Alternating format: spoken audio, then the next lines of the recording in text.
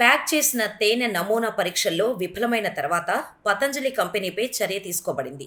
నమూనా పరీక్షల్లో విఫలమవడంతో న్యాయ నిర్ణేత అధికారి చర్య తీసుకున్నారు.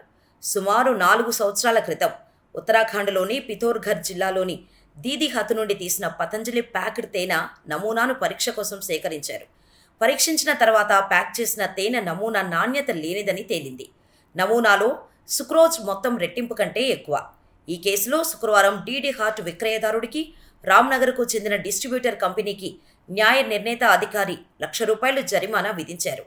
జిల్లా food safety officer R K Sharma మాట్లాడుతూ 2020 జూలైలో డిపార్ట్మెంట్ దీదీహత్లోని గౌరవ్ ట్రేడింగ్ కంపెనీ నుండి ప్యాక్ చేసిన పతంజలి తేనె నమూనాను సేకరించి పరీక్ష కోసం రుద్రాపూర్లోని ల్యాబ్కు పంపింది. పరిశోధనలో తేనెలోని సుక్రోజ్ మొత్తం ప్రామాణిక 5% బదులుగా 11.1% ఉన్నట్టు కనుగొనబడింది. నవంబర్ 2021లో సంబంధిత విక్రేతపై డిపార్ట్మెంటు దావా వేసింది.